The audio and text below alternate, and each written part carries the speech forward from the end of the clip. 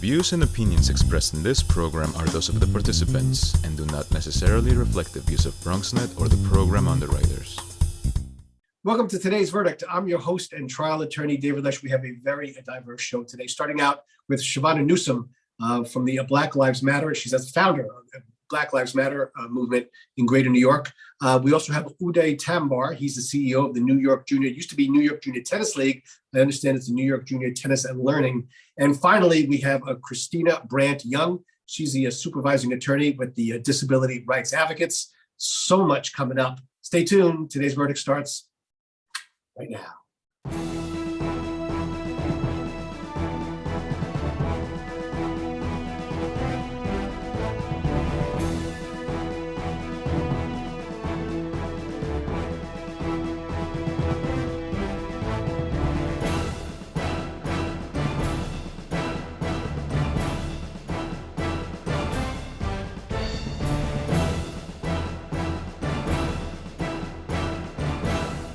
All right, welcome back to today's verdict. I'm your host and trial attorney, David Lesh. Anytime we have an issue involving disability, we love having that on the show because we want to make sure that it's out in the open. Today, we have with us Christina Brandt-Young from the Disability Rights Advocates. How are you doing today?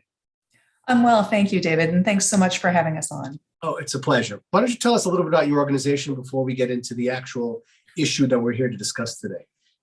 Well, so Disability Rights Advocates is an organization that represents people across the country with all kinds of disabilities in impact and class litigation that advances the rights of people with disabilities. So today we're here to talk about voting, which is a topic that we've sued in many states about. It's an important issue and we're excited to tell you about it today. All right, we're talking about absentee ballots, which have been so politicized over the last, 2 to 3 years, that it's hard to believe that we haven't done more to protect the disabled when it comes to forcing them to go to different polling places. So let's get right into it. Tell us how you got involved in the issue and where we're heading, if you could.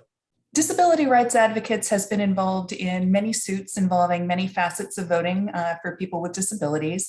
So we've brought and won cases about, for instance, the right of people with mobility disabilities to get into their physical polling place and vote there.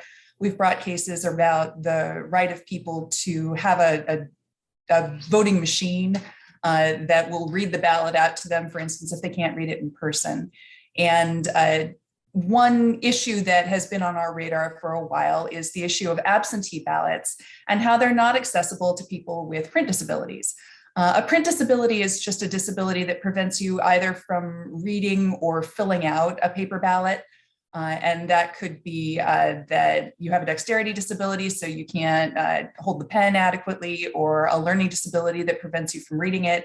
In this particular case, we represent a number of blind constituents who, again, can't read the paper absentee ballot that the state will send you through the mail. And although this issue has been around for a while, it became especially important in COVID when the governor gave everyone in the state the right to vote via paper absentee ballot at home, which provides a private and independent voting experience for a lot of people. But when you send them paper ballots, not for people with print disabilities. And thankfully, there are ways for people with print disabilities to vote electronically using their computers and the assistive technology that they use. How does that work? Maybe if you could tell us how do you, first of all, some people who have no disability have no idea how to use a computer. My parents sometimes as well. So explain to me how they could even learn how to use a computer to overcome their own disability when it comes to voting. Well, I think what the assistive technology does is help people to overcome how computers are so hard to use sometimes. So there is software, for instance, that we call screen reader software that will just read out to you whatever's happening on your screen. And rather than a mouse, you use a keyboard to sort of point the computer's attention to what it is you want it to read out and what information you want it to enter. Sometimes people, if they have dexterity disabilities, can use voice control software that does the same thing. You don't have to use a mouse. You don't have to use the keyboard. There's software that will enable you to use your voice to control what your computer is doing and enter the information that you need. And that's where this case comes in, that people have the right to fill out their ballots privately and independently without somebody else doing it for you. The secrecy of your ballot is a constitutional right. And using that assistive software to fill out a ballot that's been sent to you electronically that you can then print out and mail in is an important right, an important voting right for these voters with disabilities. They use their computers, great. They just need the state to send their ballot to them in an electronic format that they can fill out. And many organizations had written to the State Board of Elections asking for this relief, and it didn't happen. And that's why the lawsuit happened. Well, it is a political issue because there's always an issue of identifying who's doing the voting, right? Isn't that really what this comes down to? Was that the backlash for it? And how did you convince, I don't know, let's say the Republican Party to agree that, you know, we have a way to verify whoever is disabled and voting from home on their computer is really who they say they are? How did you convince them to do that? So the interesting part about this lawsuit is that it occurred within a COVID context, where the state had made the decision to send everybody in the state an absentee ballot in order to prevent people from having to choose between their right to vote and their right to be safe and to be healthy, which going to the polls was unquestionably going to exacerbate those risks. So in that context, when everybody in the state had the right to vote absentee, and for most people, a paper ballot will give you that private and independent vote. Within that context, the Americans with Disabilities Act protects the right of people with disabilities also to have that private and independent vote where there are electronic means to make it happen. And there are. And so we filed this suit in late May of 2020. I filed a preliminary injunction to cover the presidential primary that year. And the state agreed to settle the case for a particular kind of relief, which is fillable PDF ballots. At that time, the judge expressed some interest in this, and the state, I'm thankful to say, settled on PDF ballots quite quickly. You know, it was the right case at the right time, and that's a good thing. Listen, the Americans with Disabilities Act is one of my favorite pieces of legislation. What's next? Where are you taking it to protect whom, should I say? I think that's a really interesting question. The present case has settled with, rather than PDF ballots, software ballots that are sent out by email. And that's a much better result. It'll be easier for people to fill out. So one thing that's next is making sure that people in every state can do what voters in New York State can now do. There's been a number of lawsuits about that. And so that's part of what's next. We're also seeing a wave of voter suppression rules across the country that need to be challenged in court. Things like making people apply for an absentee ballot every year separately if they need to vote absentee. Things like people not being allowed to receive any food or water assistance while they're waiting in line to vote in person, even if that wait in line in person, you know, lasts for 6 hours and you have diabetes and didn't bring that many snacks. I mean, there's a lot of laws to challenge out there and a lot of concerning things sweeping the country. And of course, we're watching New York and hoping it doesn't happen here. But if it does, we'll be ready. Well, the viewers are lucky to have you, disability rights advocates. Absolutely. Christina, we'd love to have you back and to just monitor all the wonderful things your organization does. Well, that's very kind. Thank you very much. We're really excited to tell you and your viewers about this, and we appreciate you standing up for people who need your support. Of course, of course. All right. We have so much more. Stay with us. Today's Verdict returns right after this.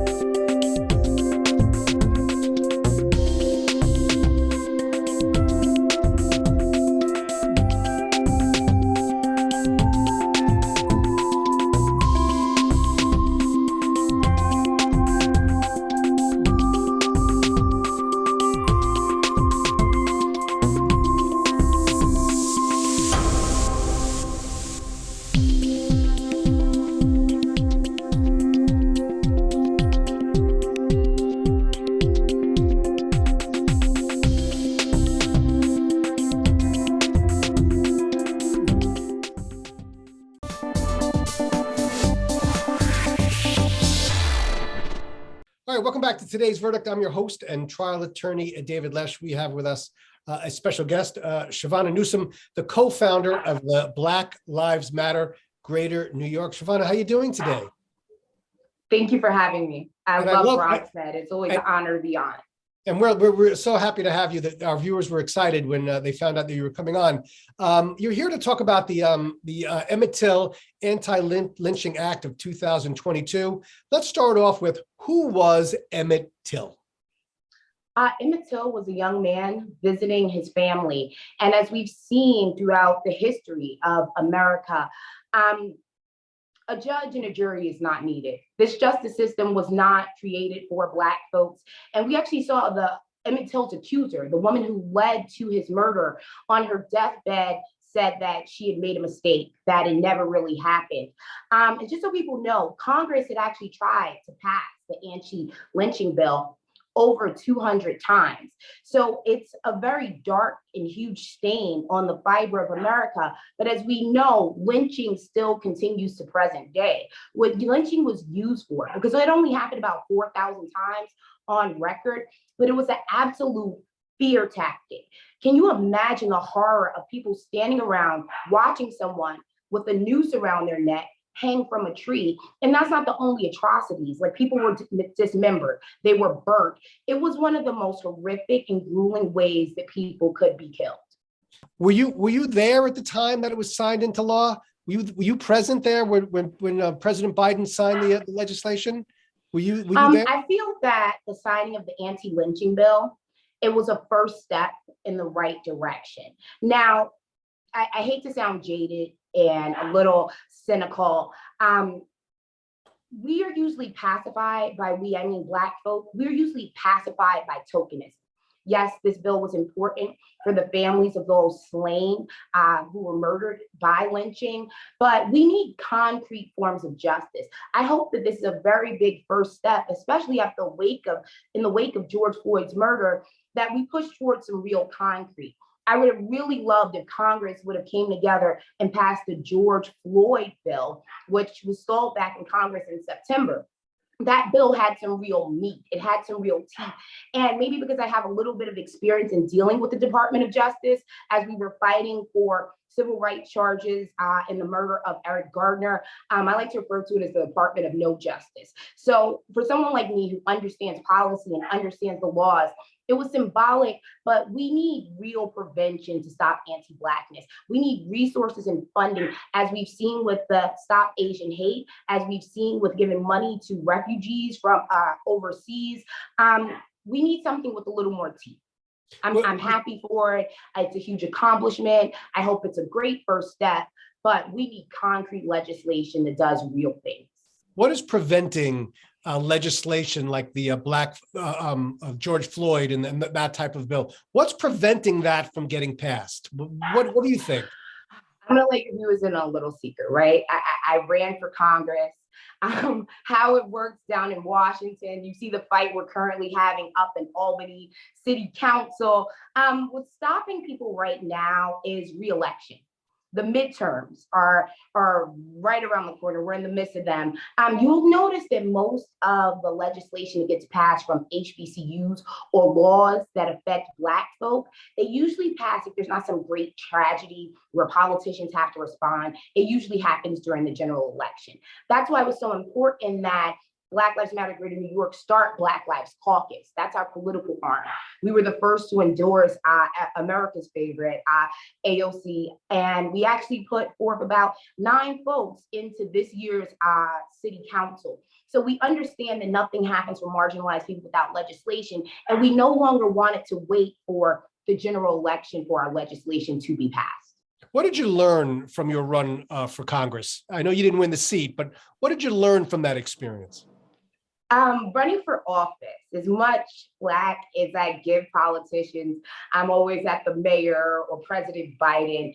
It's honestly one of the most selfless things that you'll ever do. I was a financial advisor, a political consultant, but I've never worked that hard in my life. I had a greater meaning for people and the true power of government and the responsibility. As much of a hard time as I give politicians, the responsibility that you take on, you're taking on a leadership role and also a savior role, because you know that the laws that you write and running for a federal seat are going to affect the whole nation. So it was my honor to run. I won't count it out in the future, but right now I'm happy to wear my hoodies and shout with my bullhorn. So I would be remiss if I didn't ask you about the recent issue, and you're a financial advisor at one point, regarding funds that may have been used inappropriately in terms of buying of that mansion in California for $6 million, et cetera, et cetera. What are your thoughts on that whole issue? My thoughts on this is there should be an audit, right? An independent audit, because we see the government isn't most favorable to Black folk. But if you're going to audit Black Lives Matter Global Network, which my organization, we have never been a part of. There are about 300 independent organizations globally, and we fall in line with that. We have our own mission statement, our own policies. I would love to see the same scrutiny under as the Red Cross, the Susan G. Komen Foundation. It seems as though whenever a Black person or a marginalized person is taking a step to push forward change, to gain momentum, they're such a big spotlight. It's constantly living under a magnifying glass.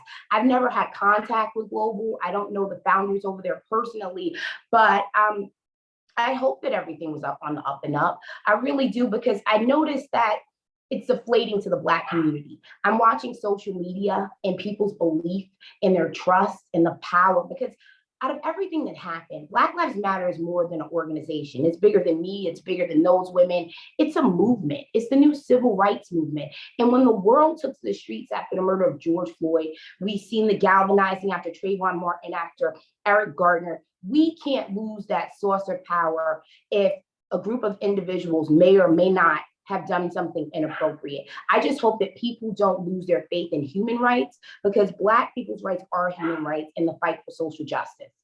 What would you say to my viewers here, certainly the ones in the South Bronx, where I'm filming right now, who want to become part of the organization? What would you say to them? How do they become part of it? Well, I'm doing a little promo on it, but I have on my Black Wolf. Our organization, you can find us at theblackops.com. People know BLM greater and why. You see me and my brother were screaming against the police and fighting for housing, but we are moving in a different direction. We're not going to give up that fight. It's always going to be there because the people need us. But the Black Ops, Black Opportunities is a holistic approach. It's about healing. It's about feeding the community. We fed over 50,000 people in the last year. We fed people during COVID, down in Houston's deep freeze.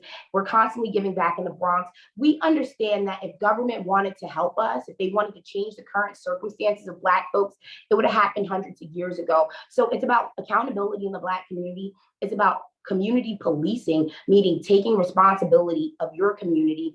And we also, we have a school. We have the Bronx's only Montessori school, where kids are currently receiving a $50,000 education for free. Well, we're going to leave it there. Chivona Newsome, thanks so much for coming on. We hope to see you again and talk much more about. Thank you so much, David, for having me. Give my love to everyone at BronxNet. Will do. All right. Stay with us. Today's Verdict has so much more right after this.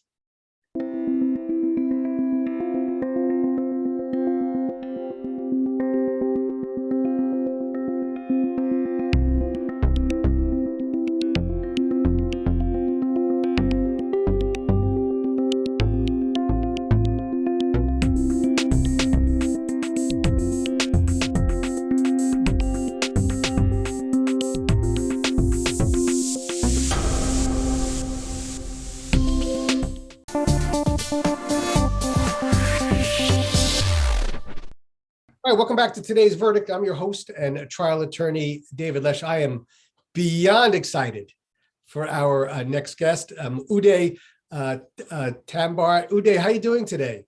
Doing great, and thank you for inviting me to come today. Right, let me tell the viewers who you are. You are the CEO of the New York Junior Tennis League, probably my favorite charity in the entire world, not only because I'm a tennis player, but to be fair, let the viewers know, I at one time worked for the organization, teaching tennis after I was practicing after my workday in the legal field. So again, thanks for coming on. let's just introduce the viewers to the organization for those who do not know the great work that the New York Junior Tennis League does. Let's tell the viewers a little bit. Absolutely, absolutely. And it's great to have, sort of an alum of the organization on the other end of this conversation. So, we've been a part of weaved into the fabric of New York City for the past 50 years. We were founded by Arthur Ashe. Skip Hartman sort of operationalized that vision and really built this organization. And we serve close to 85,000 youth a year. What we try to do is provide access to opportunity. We believe that New York City young people, talent is universal, whether you look in any borough, but opportunity is not. And we're out there to create that opportunity. We focus on tennis and education. And let me tell you, there's 4 main sort of program areas we have.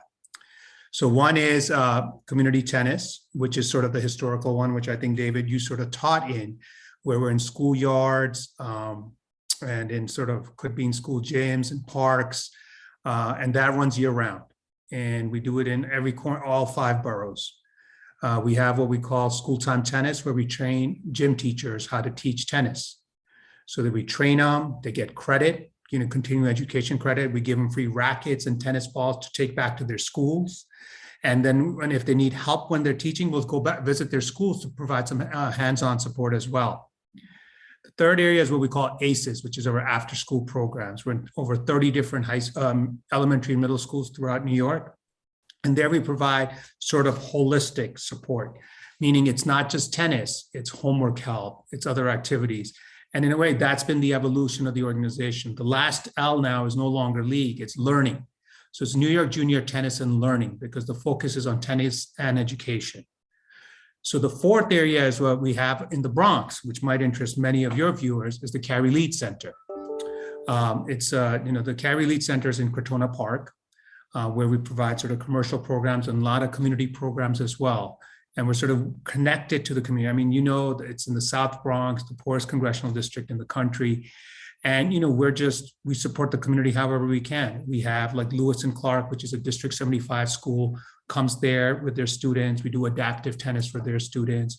We have many sort of local schools that, surround this park coming there for tennis. We go into those schools. There's the Murphy and Phipps NYCHA housing there. We do outreach there. We serve some of the youth there. There's free community tennis Friday night in the Bronx.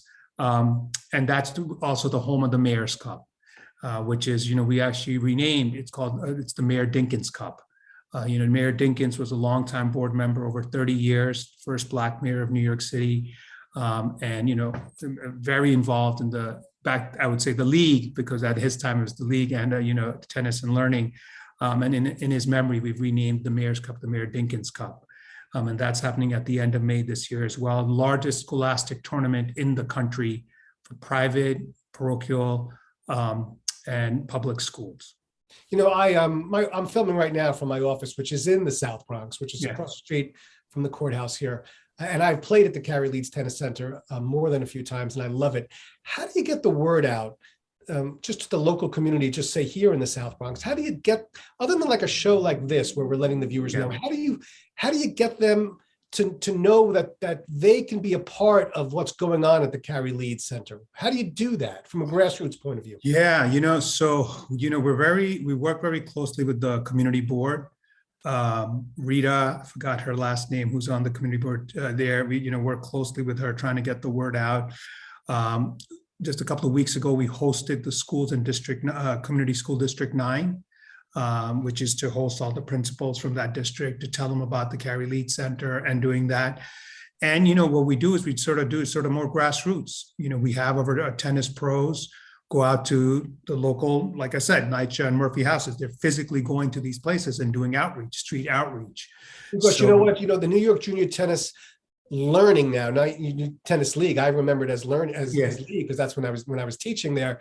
But learning, it would be great to let the students in the Bronx who could use some of the extra help, the mentors, to help them get through their homework assignments and to get them to the next level. I mean, it can't be easy to reach them. Am I correct? Yeah, and you know what? What's been part of the challenge has been COVID. Yeah. Right. And I think with COVID, where everything was remote, it made it a lot harder. I mean, we continued throughout COVID to provide services. I mean, tennis is a unique sport in the sense where it naturally or socially distanced. So in a way, tennis became more popular during COVID because you could do that. There's enough Yes, space. and it's outside many times. You could play It's outside. outside. It's outside. And so, for us during the COVID months, we were out there trying to because kids needed the physical activity. They weren't getting out. They weren't going to school. So I think in COVID, our work became even more important than before. Let's talk a little bit about the upcoming gala, which I'm excited. Yeah. Can you tell the viewers if you could? Yeah, absolutely. May 4th, it's at the Ziegfeld Ballroom. We're honoring James Blake, who was a professional player, and Tori Kayam, who's on our board and, a longtime board member and supporter. And we're celebrating our 50th anniversary, which is a big deal. I mean, last year was it technically, but due to COVID, we couldn't celebrate it last year. And, I think if people are able to support us, we would love it. The best way to learn about, what we do and how they can support us or get into programs is our website. It's nyjtl.org. Somebody's watching today, he or she's about 8 years old, 9 years old, wants to play some tennis. Maybe the mom's watching. What tips would you give? What would you tell them? How do they what's the first thing to do? Buy a racket, get some sneakers, get a hold of you. What would you say just to get started? Yeah, I would say just come to one of our community tennis programs and also find out if we are running the after-school program in your school. You don't need to come with anything. Just come with a good attitude, a smile on your face, and be open-minded. We'll provide the racket. We'll provide the tennis balls. Are you a tennis player yourself? I'm going to say I played in high school. Okay, so I'd say I'm a developing tennis player. I just played at Cary Leeds last week. So I try to play like once a month at least. But the job keeps me busy enough. Maybe we can hit sometime. And hopefully you'll come back the next couple of months and let us know how things are. And I'll probably see you at the gala myself. Okay? Yeah, that would be great. And look, I just want to say, we're very committed to the Bronx and, with the Cary Leeds being there. So it's great for us to be able to talk about the work we're doing there. And thank you very much for inviting us and looking forward to coming back. Udai Tambar, listen, I want to thank you so much for coming on. Stay with us. Today's Verdict has so much more right after this.